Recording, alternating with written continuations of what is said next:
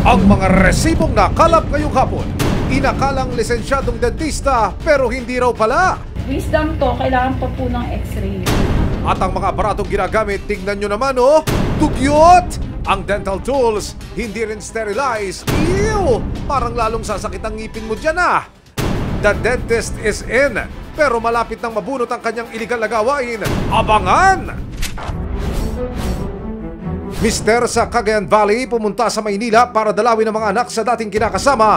Pero makalipas ang 5 taon, hindi pa rin daw umuuwi. Ang tanong tuloy ni Mrs., nasaan na ang mister ko? Si Mrs. sumugod sa Maynila para hantingin siya. Ang senior citizen niyang asawa, nasa kandungan na raw ng dating kinakasama. Lagot! Gusto ko, iuwi ko muna siya kahit na 2 buwan. Mga maliliit pa yung anak ko. Hindi ito man lang pinahiram sa akin. Aba, teka, ano ito? Agawan ng asawa? Anumang reklamo, bibigyan tugon. Bawat hinaing at problema, hahanapan ng solusyon. Ito ang bago ninyo sandigan, hindi palalampasin ng mga tiwali at maligawi. Dito, walang ligtas ang abusado at lalong walang lusot ng may atraso. Dahil ang lahat, hahanapan natin ng resibo. Magandang hapon, ako po si Emil Sumangil. 2018 nang lumuwas si tatay mula Cagayan papuntang Quezon City. Ang pakay, bantayan ang pagpapagawa ng bahay ng anak sa dati niyang kinakasama. Pero anong petsa na? Hindi pa siya bumabalik sa misis niya. Kaya si misis ang tamang hinala, si mister. Nasa piling nga ba ng ex niya? Ano ito? Nagbabantay pa ba ng bahay o baka naman nagbabakay-bakayan na? Sumadya sa resibo si Nanay Anastasia Paraga, 70 years old. Ma'am, unang-una, ano po ang gusto niyong idulog sa ating programa? Gusto ko po sanang kunin muna yung asawa ko. Pakipaliwanag niyo ho ba sa akin, nasaan ho ba yung asawa ninyo? Year 2018 po, sir. Napunta po dito sa Manila para magbantay ng bahay na ipapagawa ng mga anak niya sa una. Oho. Dumaan po yung ganun, pero ang sabi ko, hindi ka pa ba uuwi? Hindi pa tapos yung bahay. Opo. Ang komunikasyon ng mag-asawa, unti-unti raw nawala. Pero giit niya, siya raw ang legal wife. Nagtaka lang ako nung 2022 na, mahigpit na nila akong hindi pinakikiusap sa asawa ko. Opo. Yung cellphone tinanggal nila. November 13 po, sir. Pinagbabantaan na ako yung isang anak niya na papatayin daw. Kapag nakita ko raw niya na gumagala pa ako doon, napupuntahan ko yung tatay niya na, sir. Ang hinala ni Nanay Anastasia, itinatago na ang asawa niya ng una nitong pamilya. Paano hindi ko maisip na tinatago nila, sir? Kasi kung talagang open sila sa akin, sir, kung saan yung tatay nila, kahit nasaan siya, pwede nilang tawagan kasi pag-iusap ako, pero ayaw nilang ibigay, sir. Messenger si Edgardo, hindi niya tunay na pangalan at kasambahay naman si Anastasia. Nang magkakilala sila noong 1980s, si Edgardo hiwalay sa dating kinakasama at may 6 na anak na naiwan sa Maynila. September 20, 1983, nang ikasal naman sina Edgardo at Anastasia.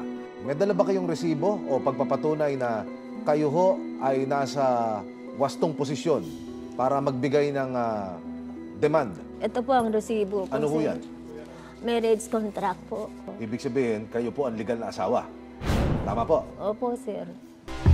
Ang larawang ito, kuha noong mismong araw ng kasal nila. Sa simbahan ho ba yan, Aling Tasya? Sa simbahan po.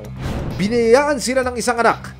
Ito po ang anak namin. Ito pa ang picture niya sa bahay namin sa probinsya. Maayos naman daw ang pagsasama nilang mag-asawa noong una. Kamusta po kasi- siya bilang asawa, ma'am? Mabait naman siya, sir. Ma'am, kamusta po ang relasyon ninyo sa anak sa una ng asawa ninyo? Ay, maganda po dati. Kaya naman, laking pagtataka ni Anastasia na makalipas ang mahigit 30 taon na pagsasama, bigla-bigla na lang siyang iniwan ni Edgardo. Hindi ho kaya ayaw na talagang umuwi ni tatay sa inyo ho? Hindi ko nga alam kasi ang gusto kong mangyari, sir, kung talagang yung mag-usap kami. Ang nakakapagpabigat pa ng loob ni Anastasia ay dinala raw ni Edgardo ang kanyang libreta de bangko o passbook na may lamang 70,000 pesos. Mga dokumento yan nagpapatunay Opo, sa inyo opo. dapat mapupunta yung mga benepisyong pinansyal. Tama po? Opo, lahat Ano pa yung ibang picture na yun? Ito po ang jeep na sinasabi ko. Binayaran namin ng 25,000. Ang jeep na nasa larawan, magkatulong daw na hinulugan nilang mag-asawa. Kahit na linggo, nagtitinda po ako ng prutas para may maihulog kami dun sa jeep na yun. Mahal niyo pa ho ba si tatay? Mahal ko yung asawa ko. Kasi siyempre, matanda na ako, matanda na rin siya. Paano mo ipaglaban na mahal mo siya? Anong gagawin ko, sir? Wala naman akong magagawa, sir. Ang reklamo ni Anastasia, idinulog namin sa barangay dito sa Fairview, Quezon City. Sa Caloocan City, isang dental clinic ang minanmana ng Philippine National Police o PNP at Philippine Dental Association o PDA. Dahil ang on-duty raw na dentista rito, nagsasagawa ng mga dental procedure kahit hindi siya lisensyado. Ayos sila. Wala lang kayong diabetes or high blood. Wisdom to, kailangan pa po ng x-ray. At ang mga aparatong ginagamit sa mga pasyente, marumi at hindi raw sterilize. Nako, delikado yan, ma'am. Matagal na naming binabantayan ito mula nung first quarter of 2023 na magkaroon kami ng report na meron nga pong isang dental clinic sa Caloocan na wala pong lisensya yung dentista. At simula po noon, kumuha po kami ng PRC certificate at PDA certificate para po ma-verify kung ang taong sinasabi ay talagang wala pong lisensya. At ang natuklasan po namin ay siya po ay wala po talagang lisensya. Kasama ang resibo, tumungo ang PNP Criminal Investigation and Detection Group o CIDG Kamanaba sa itinuturong dental clinic. Agad silang nagkasa ng surveillance, positive. Pagpasok pa lang sa clinic, bumungad na agad sa kanila ang target na si Marilu Layag. Name, address, Maya-maya pa, agad na isinalang ni Doc ang pasyente para sa dental prophylaxis o cleaning procedure ng mga ngipin. Say, Dok, tingnan itong eto yung ngipin dito kung pwedeng bunutin. Ayos sila. Oo. Wala lang kayong diabetes or high blood. Wisdom to, kailangan pa po ng x-ray. Pero teka, Doc, ganyan lang talaga ang OOTD mo? Feel at home yarn? Walang suot na proteksyon o lab gown si Doc? Di wala rin siyang suot na hand gloves habang kinakalikot ni Doc ang bibig ng pasyente. At ang ilang dental tools, bakit may dugo? Ito po ay hindi naaayon sa standard na hinihingi ng Department of Health. At the same time, ang pasyente pwede po ding makakuha ng infection mula din po sa nag-ooperate na dentista. Dahil po, hindi po sila parehong protektado ng mga face mask, head cap, gloves, PPE. Hindi pa man natatapos ang dental cleaning service ng pasyente, may iba pang pasyenteng nag-walk-in. Sila bantay, magpapaklining din yata.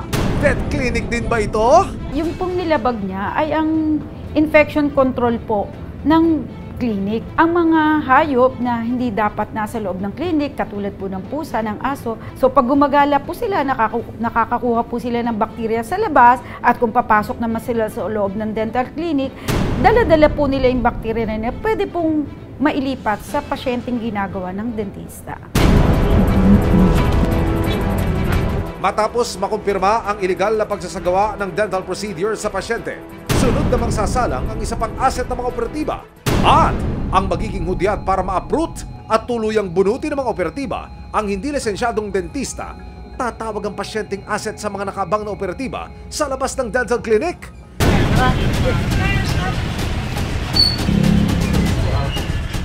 Sa Caloocan City na hindi lisensyado pero nagsasagawa ng mga dental procedure. Pagpasok ng mga operatiba, naabutan nilang si Doc Marilu pa rin ang nagsasagawa ng dental service sa pasyenteng asset. At nang tanungin kung meron siyang lisensya sa pagiging dentista, Taga CIDG po kami. Lisensya kayo mag-dentist? Ano yung pinsan po? So ikaw, wala kang lisensya maggawa ng dental procedure. Meron, wala? Wala po. Wala po. Tawagin mo na yung pinsan ko. paglilinaw niya ang kanyang pinsan na lisensyadong dentistang may-ari ng dental clinic at assistant lang daw siya. Siya may-ari nito. Sino pong pangalan niya? Annalisa Del Rosario. Matagal ka nang nag-dentist, Ako. pero wala ka pang lisensya. Kasi hindi nga ako kasi naka-dentist. Sige po. Hindi niyo po alam na bawal mag-practice na walang lisensya? Hindi kasi yung pinsan ko po yung Agad na inaresto ang akusado at binasakan ng kanyang mga karapatan. Na-arresto na namin kayo, mga CIDG kami. CIDG Kamanaba, Northern DFU. Babasahin namin kayo ng karapatan nyo. May karapatan kayong manahimik, magsawalang kipo. Ano man sabihin nyo ay maaaring gamitin laban sa inyo sa anumang hukuman. Naiintindihan yung mga karapatan nyo? Ngayon, dadalhin muna namin kayo sa opisina. Pero bago yun, i-confiscate muna namin itong mga ebidensya yun. Napag-alaman din ng mga otoridad na 11 taon na siyang nagsasagawa ng illegal na dental procedures. Depensa naman niya.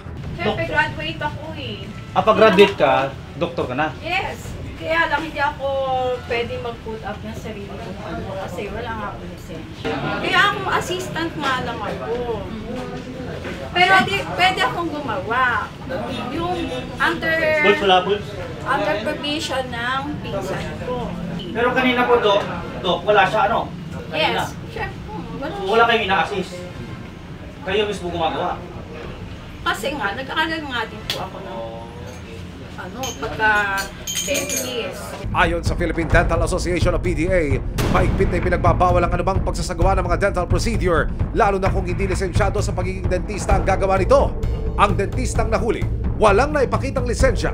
Remember, under the law, only the dentist ang may karapatan na humawak ng bibig ng pasyente as a dentist. Hindi yung mga, mga estudyante, yung mga illegal practitioners, sinasabi nila na graduate naman sila.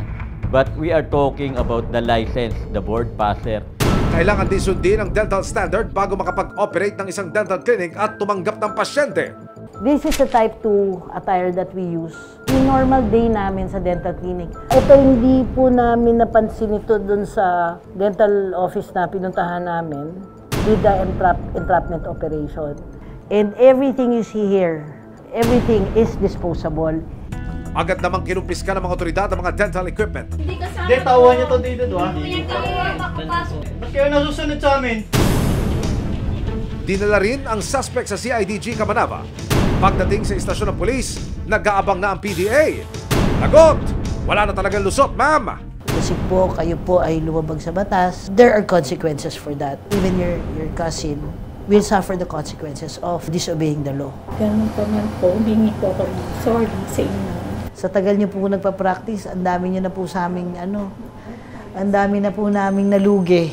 Hindi naman tatanungin sa inyo ng pasyente niyo pag nakapasa kayo, o ilang beses kayo nag-board exam eh. Ang importante yung lisensya. Ang importante yung nakapaskil sa dingding mo. Already naman po ako na bawal yung kaso. Siyempre, kailangan ko po rin para sa pamilya ko. Pero siguro, since na huli na ako, stop na lang mo. Stop na po. Sorry po. Tao na. Natuklasan din ng PDA at CIDG Kamanava ang iba pang modus ng pasabay na dentista dahil si Doc, paiba-iba rin pala ng pangalan. Sa kanyang ID, Marilu Anog ang ginagamit niya, pero sa kanyang diploma na nakadisplay sa clinic, Marilu Layag. Ang gulo! Sino ka ba talaga dyan, doktora? Parang feeling ko, dinideceive niyo po yung mga tao dito. Mula na nag-asawa ko, ang nilagay ko doon yung original na... Sino itong layag? Saan galing yung layag? This should be... Hindi, sinunod ko kasi yung birth certificate. Please do not do this to us. Kung ako sa inyo, I would rather that you tell the truth now. Tingnan nyo, everybody knew that you were this. Humingi rin kami ng sertifikasyon sa Professional Regulation Commission o PRC kung may lisensya si Marilu. At sa resibong ito, kumpirmadong walang lisensya ang nagpakilalang dentista. Pansamantala siyang ikinulong sa CIDG Kamanava at naharap ngayon sa kasong paglabag sa RA 9484 o the Philippine Dental Act of 2007.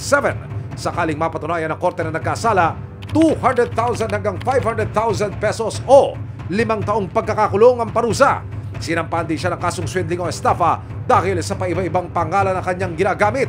Tuturukan rin ng kaso ang sinasabing pinsan na may-ari ng dental clinic at pwede rin siyang mawalan ng lisensya. Under the 9484, yung accessory and crime or yung dentist na nag-allow na magamit yung clinic niya as front ng pagiging illegal practitioner niya ay the same penalty and na makukuha niya. So, the penalty and the imprisonment. Pinuntahan ng resibo ang sinasabing may-ari ng dental clinic para kunin ang pakayag. Pero hindi siya umarap sa amin. Sa investigasyon ng mga otoridad, isang official receipt o OR ang inisyu ni Marilu Layag sa asset ng operatiba. Makikita sa resibong ito na nakapangalan sa isang Doktora Analisa del Rosario ang OR. Nakasaad din po sa resibong ito ang address ng dental clinic. Tayo po ay tumulak dito sa Leverisa Street sa Pasay para personal na makita ang klinika at makunan siya ng panig. Sa Channel 7 po kami, sa resibo po. Emil Sumangil po pangalan ko. Sa inyo, okupante niyo ho ba si Doktora Analisa del Rosario, yung dentista? May sadya lang ho kami. Ayan na yung gwardiya. Palabas na yung gwardiya. Titingnan natin kung haharap ba sa atin si Doktora para magpaliwanag doon sa ating naging police operation. Si Doktora po yung Ariam? Umalis po siya, sir. Pero dyan pa rin ho ba siya nakatira? Dito po, sir, pero hindi ko alam kung ano po siya balik eh. Okay. Maraming salamat po. Thank you. Nakakuha po ang ating team ng telepono ng dental clinic. Susubukan po natin itong tawagan.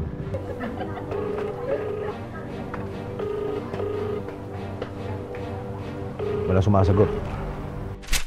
May paalala naman ng Philippine Dental Association sa mga hindi lisensyadong dentista na patuloy na nagsasagawa ng medical dental procedures. Ang Philippine Dental Association po ay seryoso sa aming campaign against illegal practice. Hindi po kami nagsasawa, hindi po kami napapagod na humuli ng mga illegal na nagsasagawa nito. Matapos ang halos isang oras na paghihintay ni Anastasia sa barangay dito sa Fairview, Quezon City, tanging ang panganay ni Edgardo sa una nitong pamilya ang dumating. Ganito po, gusto naman namin kayong kausap. Ang problema natin ito, hindi po kasi kayo pwedeng magdesisyon para sa inyong nanay. Ayon sa anak ni Edgardo, hindi raw nila kasama ang tatay nila ngayon dahil nasa probinsya ito. Saan sa Cavite? Sa Imos. Pero hindi ko alam ano eh. Hindi nyo naman isaklan. Hindi pa ako doon, nakapunta. Sinong tinutuluyan mo? Kapatid kong pulis, yung bunso. So may kontak kayo sa kapatid yung pulis? Wala, messenger lang yun eh. O di may kontak kayo, messenger. Yun naman ang kontak na yun, hindi na nga gusto sa'yo. Wala naman akong cellphone, nasaan ako, pag uwi niya mamaya. Pagkatapos kausapin ang magkabilang panig na pagkasunduan na i-reschedule na lang ang paghaharap para makasama na si Edgardo at ang kinakasama nito. Ano tayo Thursday? Thursday. August 10, araw ng Huwebes, maagang naganda si Anastasia para pumunta sa barangay. Makaharap na kaya niya sa wakas ang kanyang asawa? Makalipas ang ilang minuto, may dumating sa barangay. Kumpirmado, siya na nga ang asawa ni Anastasia na si Edgardo. Kasama niya ang kinakasama at isa nitong anak. Kami po yung naatasan ngayon namawag sa ng kaso, no?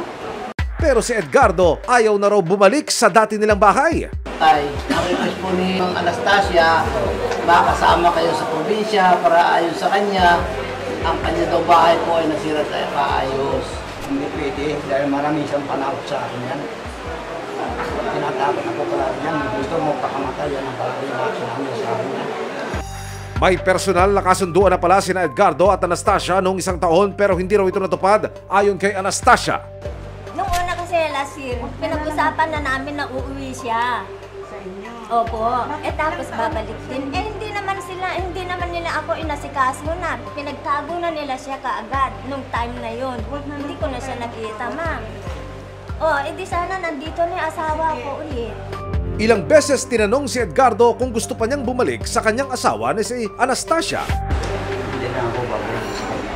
Bakit? Halimbawa man ang disgrasya, nagpakamatay. Hindi ako ang bibigla. Wala yun. Talagang ganun lang ang gawain mo naman yan. Wala yan. Hindi naman ako Pakinggan natin eh. Pag nagagalit ka, anong ginagawa mo? Kumuha na isang sakangkas. Iniinom mo yan. Iniinom mo, magpapakamatay ka. Yung palagi yung panakot mo sa akin. Ang harapan, napunta na sa usapan ng karapatan. Pareho kayo ng karapatan. Sa karapatan. Yan lang ang gusto ko marinig. Hindi na, wala nang karapatan. Hindi, teka, tay, siya ay kasal sa inyo. Kumbaga, may karapatan. Si Anastasia, payag daw na magsama-sama sila sa iisang bubong. OMG! Kung sakasakali dahil may karapatan naman ako. Sige, pera na natin yung mga anak. Pera na yan. Kaming dalawa na lang. Huwag ka na lang magturo. Hindi, gusto ko, ma'am, sumama ako sa kanya, magkisama ako sa kanya. Dahil kung paano niyo kisamaan yung una, ganyan din ang gagawin. Pagpipilitan ko sarili. Bago pa magkainitan, magkahiwalay ng kinausap ng taga-barangay sina Edgardo at Anastasia. Pagkatapos ng matagal na pag-uusap, napagkasunduan nila na uuwi si Edgardo sa Cagayan Valley sa susunod na linggo. Next week na po kayo alis, ha? Sige. Si Mrs. ay uuwi ng Fairview ngayon. Sa 17, babalik po kayo dito sa barangay. Dala na po ninyo yung inyong mga gamit na uuwi kayo sa probinsya.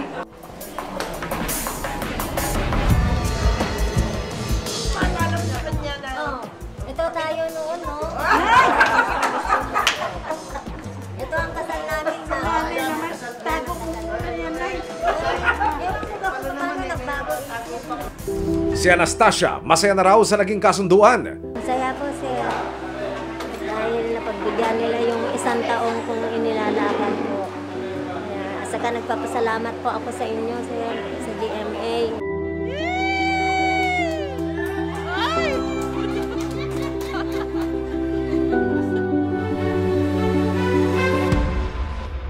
Nito lamang Huwebes, August 17, ang araw na napagkasunduan ni Edgardo at Anastasia na uuwi sila sa Cagayan Valley. Ilang oras na naghintay si Anastasia at mga opisyal ng barangay kay Edgardo. Ang problema, ayon sa mga anak ni Edgardo, ay ayaw nang pumunta ni Edgardo sa Cagayan Valley. Doon na lang ang dalawa na magpapadala ng sustento kay Anastasia, si Edgardo buwan-buwan. Well, I'm going on the assumption that she's the legal wife. So, marami naman tayong pwedeng isang pangkaso. Katulad na lang ng pwedeng magkaroon ng psychological or economic abuse under the VAUSI law. Kung wala namang physical na sakitan, pwede rin pong concubinage sa ilalim ng revised penal code.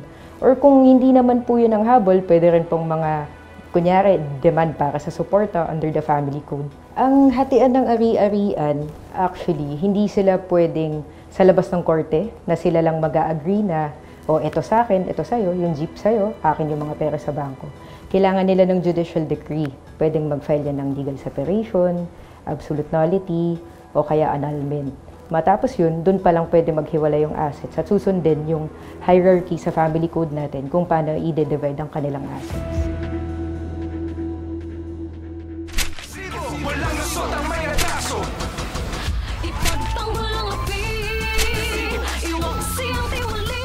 Sama-sama nating ituwid ang tiwali at baluktot. Itakwil ang maling gawi at modus na bulok. Walang ligtas ang abusado at lalong walang lusot ang may atraso. Dahil ang lahat, hahanapan natin ng resibo. Hanggang sa